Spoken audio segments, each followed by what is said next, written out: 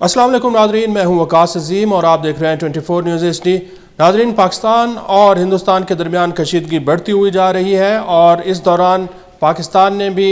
India के साथ जो दो तरफ़ा तिजारत है उसके ऊपर पाबंदियाँ लगा दी हैं और भारत ने भी पाकिस्तान के साथ हर किस्म की दरामदात और बरामदात के ऊपर पाबंदियाँ लगाने का फ़ैसला किया है। इस दौरान पाकिस्तान की जो टेक्सटाइल की एक्सपोर्ट्स हैं, अगर अप्रैल के नंबर देखे जाएँ तो वो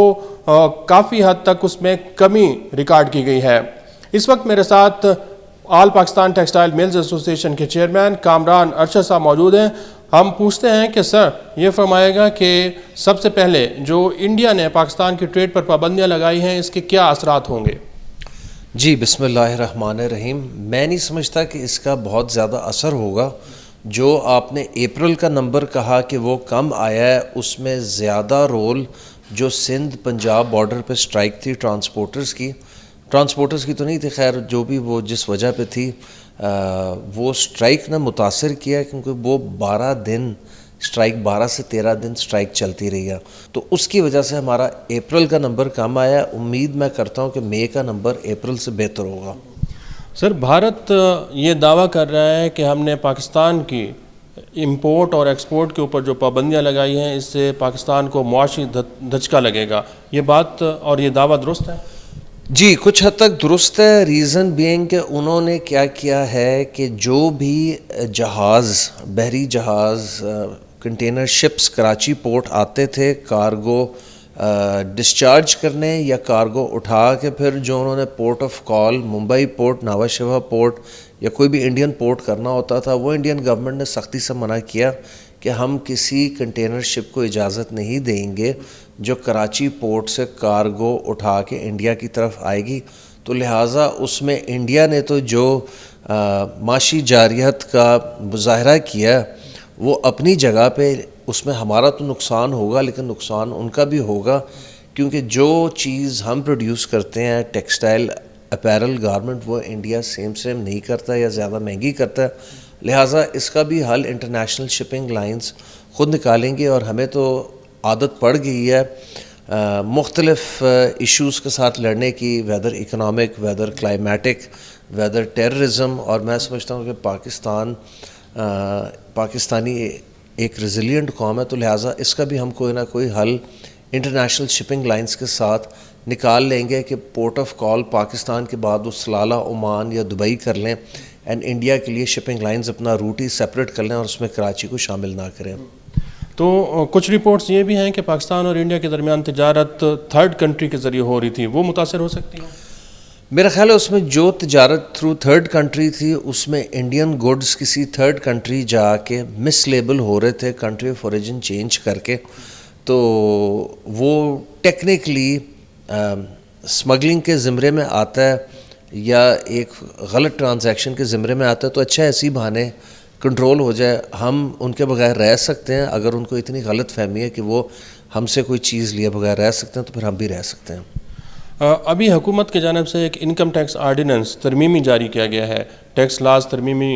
आर्डिनेंस जारी किया गया है। इसके तहत FBR को बहुत ज़्यादा इख्तियारात दिए गए हैं, तो इससे कारोबार कितना मुतासर होगा? जी, मैं समझता हूँ कि एक मुल्क में जो स्टेबिलिटी आ रही थी और बिज़नेस कॉन्फिडेंस, कंज्यूमर कॉन्फिडेंस बढ़ रहा था, तो गिरते बिजली के नर्ख, गिरते इंटरेस्ट रेट, वो सारी की कराई FBR की ये सदारती ऑर्डिनेंस ने पूरा कर दिया। असल मसला को एड्रेस नहीं करता कि आपकी जो टैक्स शॉर्टफॉल है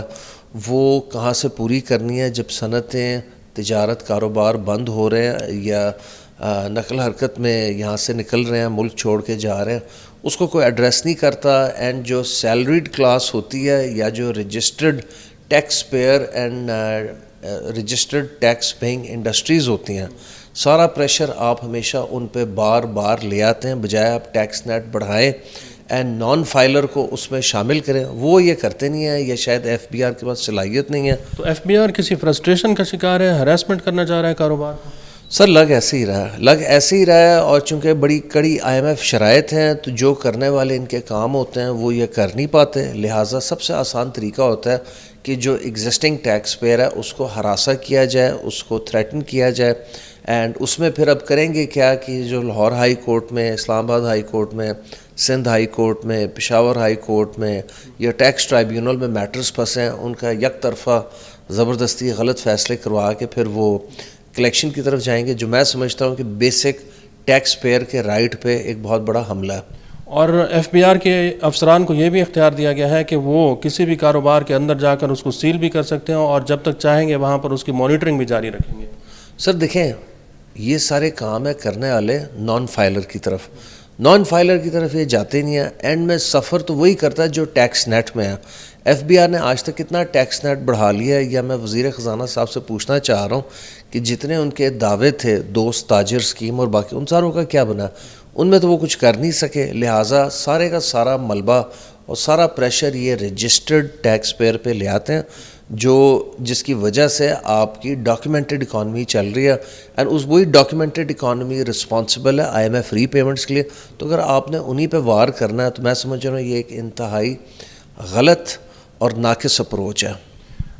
ایک طرف سر پاکستان کی جو معیشت ہے اس کو مشکلات کا سامنا ہے، اور اب ڈونلڈ ٹرمپ کی جانب سے جو ٹیرف لگائے گئے تھے اس میں پاکستان کی ایکسپورٹس کے لیے ایک موقع تھا، کیا آپ سمجھتے ہیں کہ پاکستان اس موقع سے فائدہ اٹھا سکے گا؟ سر میں سمجھتا ہوں کہ جو امریکہ نے ٹیرف آپ پہ لگایا ہے اور اس کے عوض جو تجارتی خسارہ امریکہ کا پاکستان کے ساتھ ہے وہ $3 بلین کا ہے، بنگلہ دیش کے ساتھ $6 بلین کا ہے، انڈیا کے ساتھ 48 بلین کا ہے، ویتنام کے ساتھ 123 بلین کا ہے، چائنا کے ساتھ 296 بلین کا ہے۔ تو وہ ہمارا اتنا بڑا مسئلہ نہیں ہے، فرینکلی ہم اس مسئلے کو بڑے مثبت طریقے سے حل کر سکتے ہیں اور ون ون بنا سکتے ہیں دونوں سائڈوں کے لیے۔ پرابلم صرف اتنی ہے کہ سر ہمارے ہاں جو ایف بی آر کی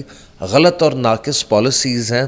ای F S export facilitation scheme کی طرح، ان کو جب تک کریکٹ نہیں کرتے، جس میں سے ڈومیسٹک سپلائی چین کو نکال دیا گیا، ان کو کریکٹ نہیں کرتے تب تک یہ مسئلہ ہم حل نہیں کر سکتے۔ کاٹن امپورٹ اس سال آپ کرنے جا رہے ہیں اضافی یا نہیں؟ ہم اضافی تب کر سکتے ہیں جب یہ ای ایف ایس کا معاملہ حل ہو، جس پہ میں نے کل قائم مقامہ کمیٹی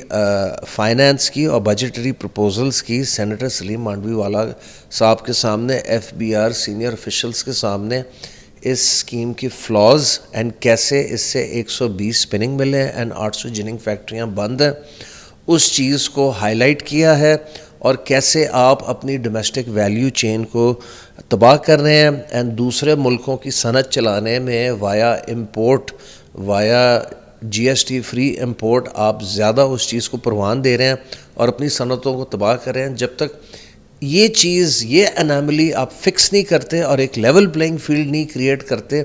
تب تک ہم اس پوزیشن میں نہیں ہیں کہ ہم 120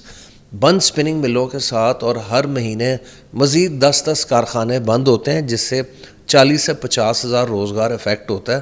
کہ ہم امریکن کاٹن امپورٹ کریں۔ ایف بی آر کے پاس اس مسئلے کا حل ہے، اگر ایف بی آر ہمارا ساتھ دے، ہماری سنوائی ہو اور سنیں، تو پھر میرا خیال ہے ہم اس پوزیشن میں بہت جلد آ سکتے ہیں کہ یہ بند کارخانوں کو چلائیں اینڈ جو ریکوائرڈ کاٹن ہے وہ امپورٹ کر کے اس ٹریڈ بیلنس کو کافی حد تک ایڈجسٹ کر سکیں۔ کیا سمجھتے ہیں سر اس سال پاکستان کی ٹیکسٹائل ایکسپورٹ کتنی ہو جائے گی؟ دیکھیں پچھلے 2 سال تو اسٹیگننٹ رہی ہے 16.5 اور 16.7 پہ، اس سال ہمارا پورا ٹارگٹ تھا واپس $18.5 بلین پہ جانے کا۔ بدقسمتی سے یہ جو سندھ پنجاب بارڈر پہ ٹرانسپورٹر سٹرائک تھی، اس نے ہمیں بڑا متاثر کیا۔ پھر اب جو گھنے بادل انڈیا پاکستان کشیدگی کی وجہ سے بنتے جا رہے ہیں، کچھ اس سے کانفیڈنس افیکٹ ہو رہا ہے۔ پھر ایک امریکہ نے جو ٹیرف لگایا ہے اس کی وجہ سے بہت سارے آرڈرز کینسلیشن کا یا تاخیر کا شکار ہیں۔ جب تک اس پہ کوئی حتمی فیصلہ ہو نہیں جاتا ہے، جتنے بقایا 65-70 دن رہ گئے ہیں 90 ڈے ٹیرف پاز سے، تو میں سمجھ رہا ہوں کہ اگر ان حالات میں ہم 16.5 سے 17.5 سے 17.25 پہ چلے جائیں تو وہ اٹ سیلف ایک پچھلے 2 سالوں کی کارکردگی سے بہتر پرفارمنس ہوگی۔ بہت شکریہ سر۔ کامران ارشد صاحب ہمارے ساتھ موجود ہیں، جو اس بات کے اوپر ابھی بھی توقع کر رہے ہیں کہ پاکستان کی جو ایکسپورٹس ہیں اس میں اضافہ ہو سکتا ہے، لیکن اس سلسلے میں ایف بی آر کو اپنی پالیسیاں درست کرنا ہوں گی۔